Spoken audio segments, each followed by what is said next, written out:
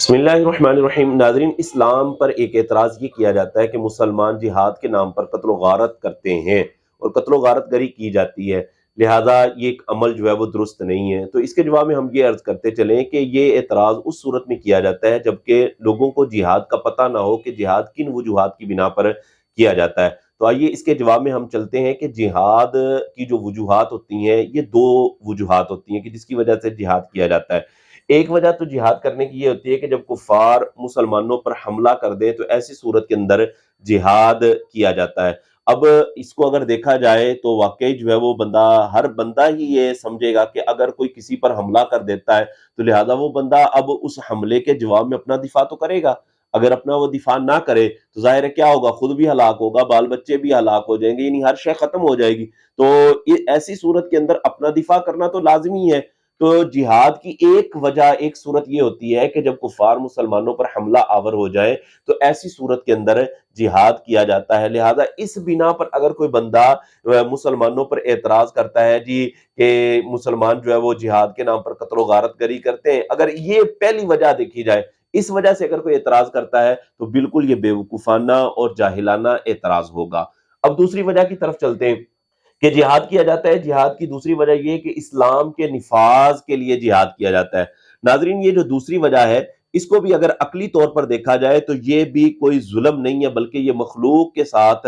خیر خواہی ہے۔ اس کی وجہ یہ ہے کہ جب دیگر ادیان تحریف شدہ اور خود ساختہ احکامات پر مشتمل ہیں کہ جس میں انسانی حقوق کی پامالی ہے، غریبوں کے لیے قانون اور ہے، امیروں کے لیے قانون اور ہے، اور ان خود ساختہ قوانین پر عمل پیرا ہونے کی وجہ سے کیا ہو رہا ہے کہ فرد اور معاشرہ جو ہے وہ تنزلی کی طرف اور تباہی کی طرف جا رہا ہے۔ تو لہٰذا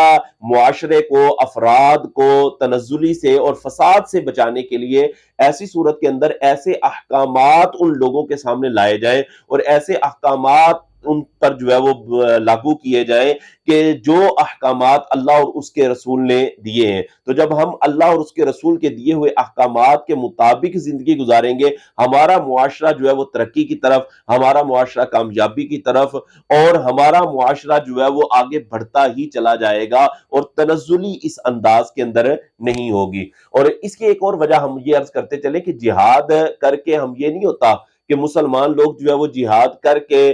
زبردستی کافروں کو اسلام کے اندر لے کر آتے ہیں، زبردستی اسلام کے اندر داخل کرتے ہیں۔ ایسا نہیں ہے۔ تاریخ اس بات کی گواہ ہے کہ مسلمانوں نے اگر کسی علاقے پر جہاد کیا بھی ہے تو وہاں پر رہنے والے افراد کو ان کی سوچ پر، ان کی فکر پر چھوڑ دیا گیا ہے کہ تمہیں آزادی ہے، جس طرح تم چاہتے ہو، اگر تم دین اسلام میں آنا چاہتے ہو تو دین اسلام کے اندر آ جاؤ، وگرنہ تم جس مذہب پر ہو اس مذہب پر ہی رہو۔ اور اس طرح ان کو باقاعدہ طور پہ عقد ذمہ کر کے ان کو ان کے مذہب پر چھوڑ دیا گیا، اور لوگ جو ہے وہ اپنے اپنے دین پر اپنی مرضی کے مطابق جو ہے وہ زندگیاں گزارنے لگے۔ ایسی تاریخ کے اندر کوئی بندہ مثال نہیں لا سکتا کہ مسلمانوں نے زبردستی جو ہے وہ کفار کو، غیر مسلموں کو اسلام کے اندر داخل کیا ہو۔ ایسی کوئی مثال نہیں ملتی، زبردستی کہیں پر بھی نہیں ہوئی ہے۔ جبکہ اگر اس کے خلاف دیکھا جائے، دیگر جو ادیان ہیں ان میں اگر دیکھا جائے، انہوں نے ایسی بہت ساری مثالیں قائم کی ہیں جس میں انہوں نے لاکھوں کی تعداد میں لوگوں کا قتل عام کیا ہے۔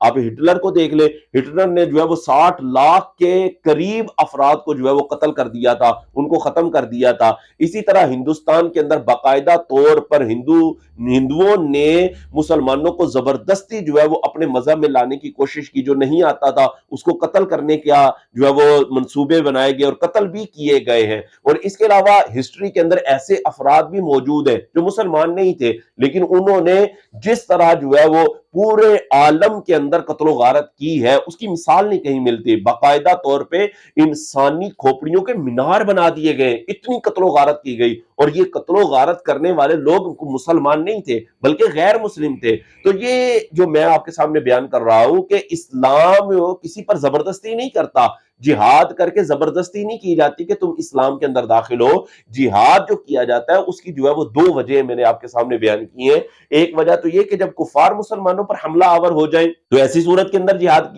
کیا جاتا ہے اور جہاد کرنا فرض ہو جاتا ہے، اور دوسری صورت میں اسلام کے نفاذ کے لیے معاشرے کو جو ہے وہ ہر اعتبار سے پاک کرنے کے لیے، معاشرے میں امن اور سلامتی کرنے کے لیے، سلامتی رکھنے کے لیے جہاد کیا جاتا ہے، اور اس کے علاوہ جو ہے وہ کوئی اور صورت نہیں ہے۔